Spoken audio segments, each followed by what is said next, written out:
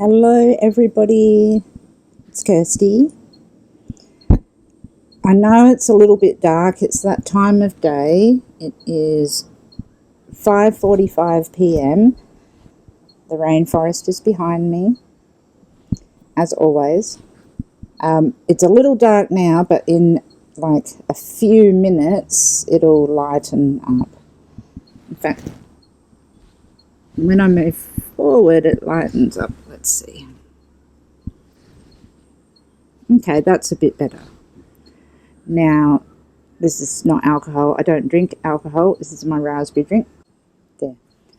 So what I wanted to do today was just come on at the request actually of a lovely friend and subscriber of my channel who wanted to know how I got into astrology and what it was that started my journey and how I feel about it and what it's done in my life. So I figured that I'll jump on and talk about it. It's a pretty interesting story. I'll show you some light. I'll show you some clips from things that I actually saw back then in the day, and then you'll see what I achieved throughout. So I went through astrological school for many, many years. But believe me when I say that astrology is a study of a lifetime. It never ends. You could go to school forever to learn about all the different stages and types and areas and everything about astrology. But I did become qualified and became a teacher within Australia. So that's just the first bit. But let's have a little deep dive into how I really began astrology. Here's the ephemerises for about the time when I started my very first lessons in astrology. It was just scanty, I went every few weeks. I just wanted to know a little bit about it. Basically, from a young age, I was looking for religion or something spiritual, something deeper. But I was, and still am, extremely scientifically minded. Now, as a career, I'm actually a medical technician. I work within hospital. I haven't for a while, but I work within hospitals with equipment and stuff like that. And my goal in life was to become a surgeon or a lawyer or a journalist. Anyway, I started to do a little bit of astrology in January. Now, I'm going to zoom in here, of 92. So what's interesting is, I was just thinking astrologically, what's interesting, and that is Saturn at the time was in Aquarius. And I remember very clearly we were having a conjunction of Uranus and Neptune in Capricorn. So unlike now, we're having a conjunction of Saturn and Pluto in Capricorn this year. The year I began, it was Uranus and Neptune. And that was a big deal back then. Anyway, so I started basic astrology in 92 when Saturn was there. Now, you will know, maybe if you're an astrologer, or if you're not, I'll tell you, that we are heading towards that degree now. So that means I have done nearly a full Saturn return, which is 29 years worth of astrology. So this year is my astrological Saturn return. It's certainly not my age Saturn return. I'm having an astrological Saturn return. And as it goes past Capricorn and through into Aquarius, it's going to hit my IC, which is what it did when I started getting interested in astrology. And also, interestingly, when I started living alone. So Saturn was right on my IC when I moved out of home and started living by myself and learning about all the different things that I did.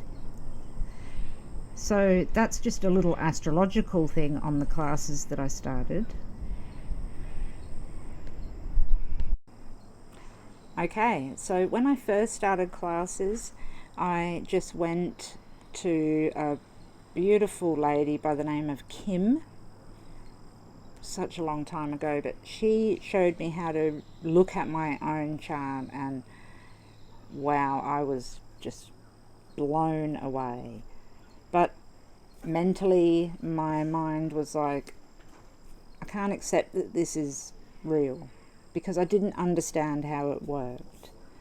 So I continued on and studied it in my own time. Now, all the while I had children, so I started having my children, and I worked full time, and I had a lot to do, but it became a real important mission to learn astrology and to understand how it was truly going to work. So the very next thing I did after doing that, and after having my second baby, after having my second child and working full time a lot, I decided to go and do the FAA, which is the Federation of Australian Astrologers.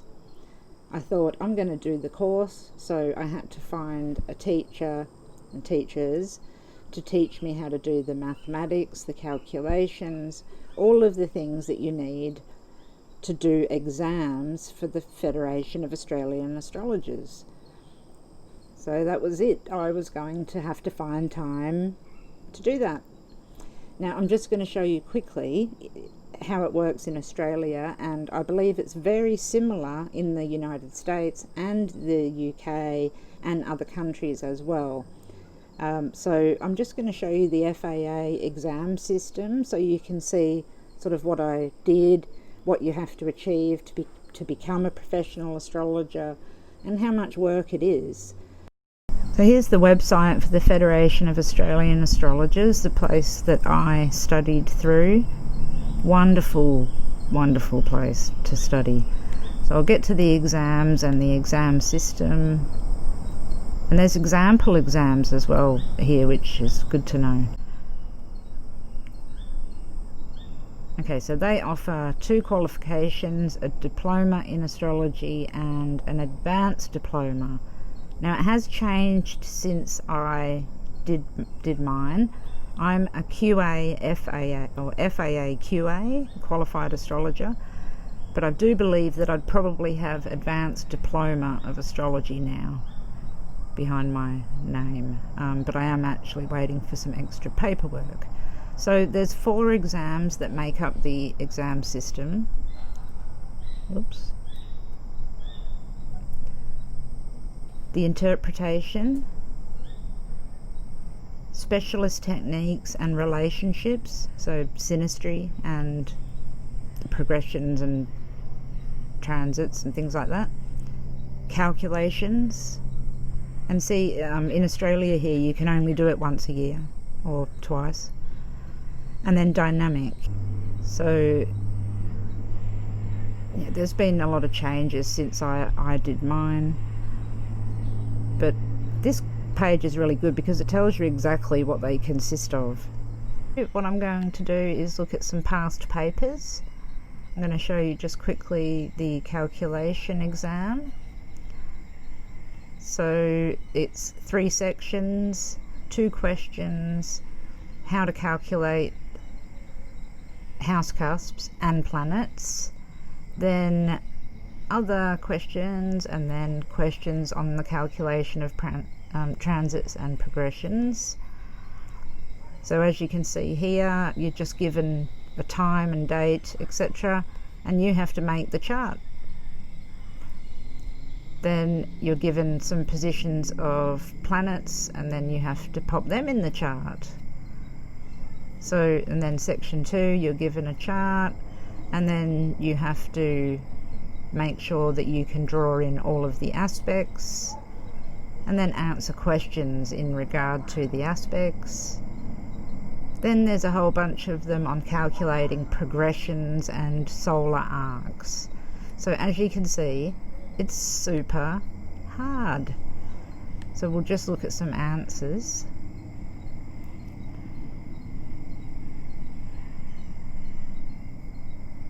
So here's the answers. You literally just have to write them in.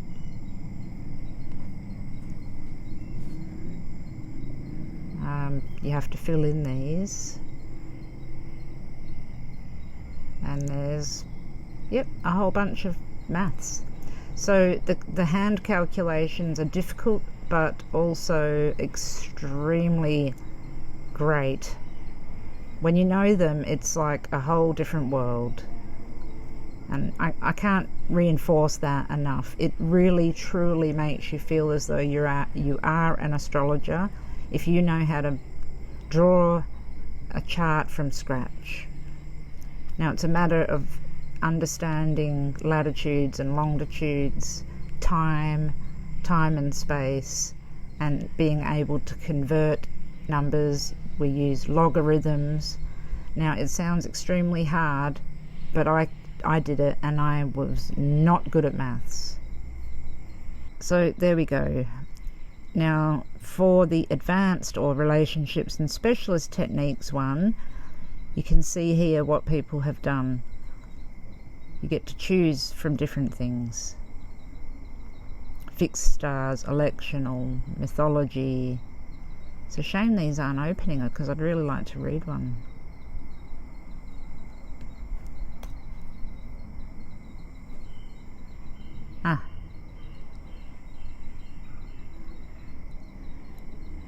Okay, so you're given a question, and then you have to answer it in a really long way. And it has to be original, of course. Okay, so here's one of the dynamic exams. Very strict with their instructions.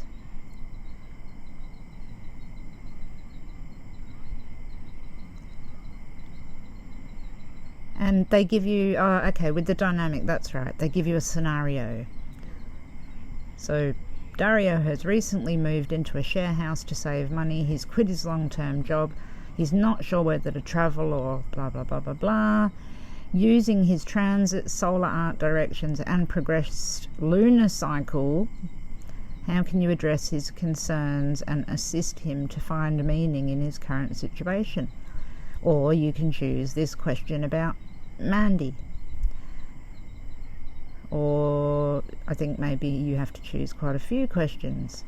So you have to sit there and do a full-on essay and reading on these people, and it has to be correct. They have answers, so you have to be correct. They've now called the advanced exam, which I took, which was the one I specialised. I actually did stock market astrology, believe it or not, and it works very, very, very well, by the way. So they're the 4 sets of exams that you have to go through in order to pass to become an astrologer. Then you need to do something else in order to become a teacher, if you want to become a teacher. The one thing that I do want to say is that it takes a really long time. So you have to do a calculation or maths exam, and it's a full-on exam. It took me at least a year to learn the mathematics and understand what I was doing in order to take the exam. So obviously you need to learn it before you take the exam. So I spent, I think, 4 or 5 years just doing a couple of the exams. It took me overall 8 years to finish my exams and to become a teacher. So these days a lot of people think that it should be quicker, and I see it quite often that people are a little hard on themselves because they're not really, really brilliant at it really quickly. So the thing that my advice is with that is that you're learning an ancient language from so long ago. Excuse me. You have to learn the symbols, the glyphs, the terminology, the mathematics, the interpretation, the understanding what you're seeing, and then essentially what you're reading is symbols and glyphs and Latin. So you're learning languages that you've never learned before. So it takes a long time. And hence I'm having my astrological Saturn return. 29 years is a long time. 29 years is a long time. But I foresee that I'll be doing it forever. So I'm the age I am now. Old enough. And I will do it until I'm old. And I remember one lady in my class with me that became a professional astrologer who was 90 years of age. It was really beautiful, but also sad because she didn't get time to practice it. But anyway, so sort of that's the beginning. I got into it a little bit, and then I really started getting into it. But while I was learning about the mathematics, I found a few things, like the universe just shined the light on the signs that I needed to take it more seriously, and that there was a direction that I needed to go in. So I'm going to just show you one thing first, and then I'll come back and I'll show you something else. All the while I was learning astrology, I have to say that I was learning it with the thought in mind that I was going to get to the end and realize that it doesn't actually truly work until I started doing the mathematics, which really started opening my eyes to how astronomical it is and not just astrological. So you're doing real mathematics based on, and the books that you use are books that people would use in science. So it's not just, you don't just buy special astrology books to make up a chart. It is a real thing. But it didn't sort of seem to be enough. I needed extra signs to show me along the way that it was real. So one day, as I was starting to get into it a lot more, I went to a news agency and picked up a horoscope magazine and opened up about the Titanic. Now, this was before the Titanic came out. It was about 1996, I do believe, that I picked up this magazine. And they were talking about how it was going to be released the following year. Anyway, I read the article in the shop because it was so interesting to me. What they were doing was talking about Uranus in Aquarius. Now, this chart doesn't represent the one that I saw in that book. It actually had Aquarius on the ascendant, so I'm not sure. This must be the actual minute it sank, and maybe I was looking at the time that it took off. But regardless, Uranus was at 3 degrees of Aquarius. That's when the Titanic sank. So that really stood out to me. I mean, I read about the other things and whatever, and that was okay, but Uranus in Aquarius made sense for what was happening. And then they started to talk about how the movie was going to come out in December of 1997, and that it was going to be 84 years or a full Uranus return. And I was really gobsmacked. I'm like, hang on a minute, and then looked into it, and I'll show you now. Actually, I've got here. Oh, it's not working out today for me. So here we have December 1997, when the movie Titanic came out. It came out on the 19th down here, on a Friday night. And there's Uranus there at 5 degrees going to 6 degrees. Remember, it was at 3 degrees when it sank. Now, if we go back to when James Cameron started making this movie and when it all came about, Uranus was around 3 degrees of Aquarius.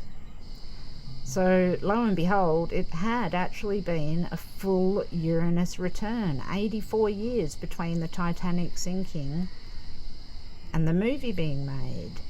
And to me, that was just utterly fascinating. Now, how interesting is it that, I'll get it,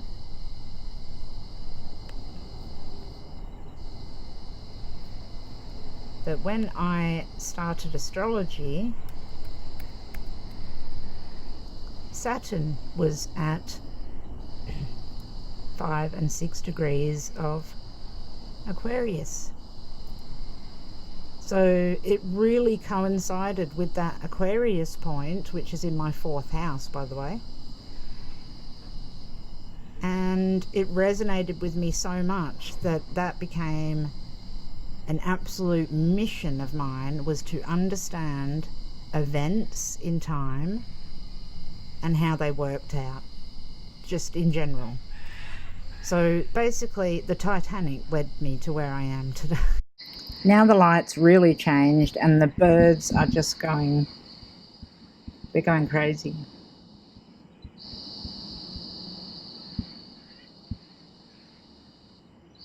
There's bats and birds and all sorts of things.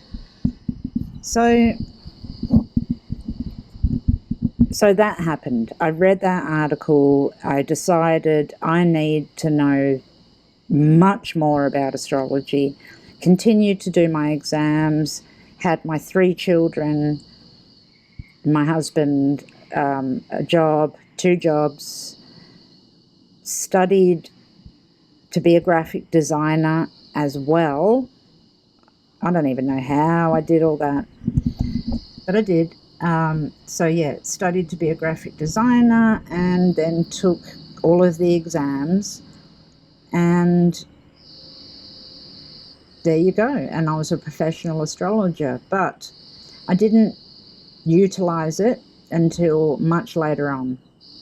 I used it all the time to teach, but interestingly, I actually never ever looked at my own transits or progressions. I didn't feel it was healthy, and I actually still feel that sometimes it's not healthy for us. Unfortunately, or fortunately, I'm not sure, but now I do so many charts that I know where the planets are all the time. Every day I know where they are, in what sign. So in my head I know my own chart, and I can superimpose all of the transits onto it every single day. So I can't avoid not knowing what's going on. The only one sometimes is the moon, because it moves so fast it can slip by. But even that one, usually I know where that is as well. It's not great, because even though I know astrology is helpful and shows us so much, the type of astrology that I do, I also know that it can show me things that I don't particularly want to see. And sometimes you just don't have to see it. You know, it's not imperative to know our future all of the time. So I think a lot of people would go, you know, like, you would use it all the time, surely, to benefit myself. But no, I can't do it. I have the same fears that everybody else has when looking at my own chart. I can't even read my own chart very well. I had a wonderful reading from my beautiful friend Lisa, who just magically read my chart so perfectly. So as an astrologer, sometimes we need somebody else to have a look at our charts. So I know what's going on with mine at all times, but it doesn't mean that I know how to react with it. I can't fix every life issue with it. Unfortunately, it'd be great if I could, but I can't. Now, I decided after doing my studies, now it is actually noisy.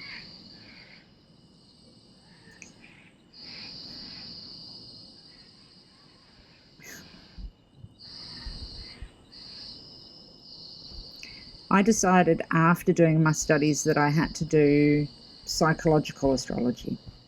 There was no fluff for me. I can't deal with fluffy astrology.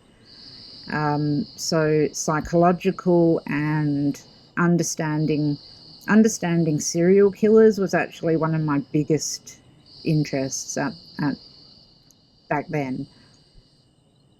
So understanding the psychology of people and serial killers led me to the pathway where I'm at now, basically. The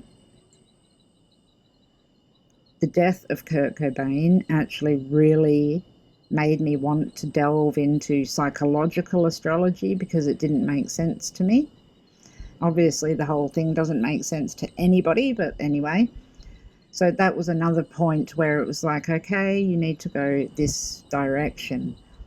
And then suddenly I just started to look at cases and research what was where and movement, etc. And it started to form really clear patterns. So I just began doing it by myself. There was nothing to gauge it by. And remembering when I started astrology, and really during the early 90s and mid 90s, the internet was not there, or when it wasn't great. There certainly wasn't information to find like we can now. So I had to use only books and teachers and the library. Wow, the library. And really learn from things like that. And if I could impart another bit of knowledge to anybody, it's don't rely on the internet, because you're not getting really accurate information unless you're using really good sites or looking into ancient astrology, or, you know, reading the ancients. They're the ones that I read, and my school, my classes, you know, we learned through the ancients. So not through Joe Blow from Facebook who's been doing astrology for 5 minutes. So it's really important that you get yourself a teacher or use books. And you can do anything. I researched all of this stuff by myself. And just after 20 years of doing so, it forms a really very clear picture. And then the mapping came into it, and now it's history. The mapping's getting better. It's getting clearer. But the worst thing about it is that I can only put it out here for you guys, which is fantastic to be able to do, to teach and to show how it works. But actually getting it to police and searchers, and knowing what I know and seeing what happens behind the scenes is completely soul-crushing. Makes me nearly want to give up all the time. Seeing cases not get solved, seeing police not doing anything, having actual suspects watching videos or making threats. Then chuck in the people that have their opinion on how I'm crazy, or anybody that does this type of thing is crazy. And then, of course, chuck in, the hateful emails that you get when you do a video on someone like Chris Watts. Yep, I got them too. Crazy women. It can become really hard to do. So you have to try and pull yourself back to just the astrology, which is what I try and do solely. Try not to listen to too much. Don't listen to rumor and innuendo. Rely on that astrology and evidence only. But then again, intuition comes into it a whole lot. Soon as I open up a chart, the intuition is just bam, like so fast. I understand what's going on, and I can see it astrologically, but then I need to try and explain it, which can be tricky. But I can't explain it to the police. There's a couple that I can. I do have a few people that I do talk to that are police and FBI that do listen, but there's jurisdictions, and they can only do so much. I've been utilised over here in Australia once by the police and a couple of times by people, but as a whole, it's generally not believed and unwelcomed, because a lot of people sadly assume that I want money, which is something that I never want. And that's a hard one to hear, that I'm just a money hungry person, because that's really not the case. So you do hear that, unless you're a person that can charge a lot of money and don't care. As an astrologer, you hear those certain things too.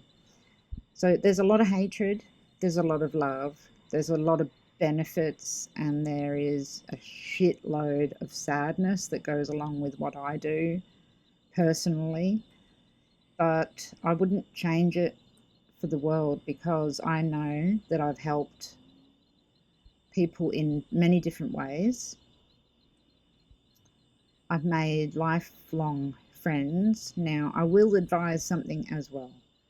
If you're going to do cases, if you're going to do anything like I do astrologically, you can't really become friends with people. I've learnt that just recently. I don't regret becoming friends with anybody that I have, but there's something that happens when you become friends, that line becomes a little blurred, where the astrology doesn't work as well. You don't want to offend a friend, you don't want to say anything wrong, and dealing with people that have had murders in their lives is hard enough anyway. So there's a lot of things that you have to be wary of when you're doing what I do.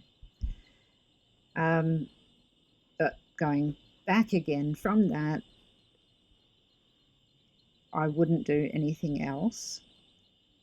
It does not make me money. Now, that's not to say that it wouldn't make you money if you charged enough. I certainly have an issue with charging money, and I have had for a long time. I know it is worth money, and my time is worth money as well. I just have this thing with money where I almost cannot take it. So that's something, as an astrologer or anybody that does healing or work as a medium or psychic or anything like that, I'm sure you'll understand that problem. Charging people is hard, but we all know that it's work and there's exchange that needs to be had, so you have to do that. But that is one thing, you don't become rich being an astrologer.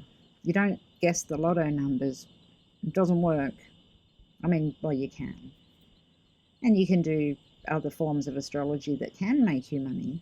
You can do gambling astrology. It's a thing and it works. But monetarily, it is not the best job. It's always been my second job.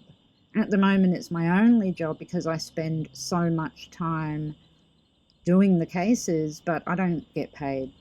I don't get paid for them. So it's my own time, and it's not a job, essentially, but I do it full time. So I will be honest in saying that it's not well paying. And no matter what anybody says, you can never make tons and tons and tons of money from astrology. People don't want to pay hundreds and hundreds of dollars for readings. They just don't. So it is something to think about and be wary of with your decision in becoming an astrologer, if that's what you want to do. It can be very hard to make that money. Not impossible, but tricky. And if you do make a lot of money, you are reading a lot of charts. So my advice there is to come up with a very slick, an easy way to do charts. I find that videos are great because we're talking, you can show people, and you can give people a good amount of time. Writing astrology charts for people is very hard. It can take so long because people want many pages, at least 20 or 30 or 40 pages. And have you ever tried to type 40 pages? Whoa, it can be so long. It's so time consuming. And if you're charging $50 or something like that, it doesn't work out because it takes sometimes 2 weeks. It's taken me 3 months to do charts at times because they're so complex. And I've written 500 pages on one of them once because it just doesn't stop. I think I made $100 off that, and it took me 3 months of my time. So you have to weigh it up. You really have to weigh up everything, come up with templates, not computer readouts. Don't do that. No computer readout is good enough. But templates of your own. So if you need to do a horary chart or some transits or something like that, you've got it right there ready to just start writing. Or come up with a personal way to do it one-on-one, or a video like this, and then people can watch it and then think about it, and then they get back to you. And I've found that that's the best way for me, is doing a video and allowing that information to just sink in, and then the person comes back and asks you some questions, and you can go through things, and it's great. So all in all, it's been a huge Saturn return astrological journey. It is absolutely something that I don't regret, although I've said that it doesn't pay well and all the rest of it. I mean, that's me too. Perhaps other people can get money like this, and a lot of people can. So there's the negatives, and then there's the real positives. And the positives for me are anything that I have done to help somebody is the best feeling in the world for me. Just one teeny thing. And with these cases, with finding people or not finding people or whatever happens with them, I know that I've done the most that I can as a person to try and help, and that I'm not trying to hurt anybody in the process. Having confidence in what you do, having confidence in giving that information to somebody and helping them is far more rewarding than $100. It really is. So yeah, that's my long journey through astrology. I began as a skeptic. I understand skeptics. I get annoyed with them because I want them to learn it the way that I did, to understand that it's actually real. But I know people don't have a spare 8 years to do that. But if I could offer my last bit of advice, it would be, if you have the time and the inclination and you really want to be an astrologer, I really recommend looking for the association wherever you live and doing the exams. They're good, they're fun, and that gives you a great feeling of accomplishment at the end of it. And you know, ethically, you're allowed and you can help people.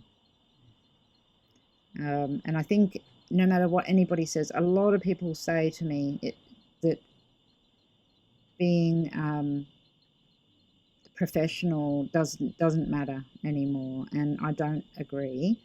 I agree that we can help each other with information. Of course, it's great to swap information, but if you're going to get astrological information about something really important, then I highly recommend going to an actual professional astrologer. And I'm not just saying that because I'm a professional astrologer. I'm not saying come to me. Excuse me. You can go anywhere you like. There's many of them, but they truly understand the chart in full depth and can give you a very good understanding of what's going on in your life. So yeah, that's me from 0 to here. I hope you enjoyed that, and I will see you next time. Bye.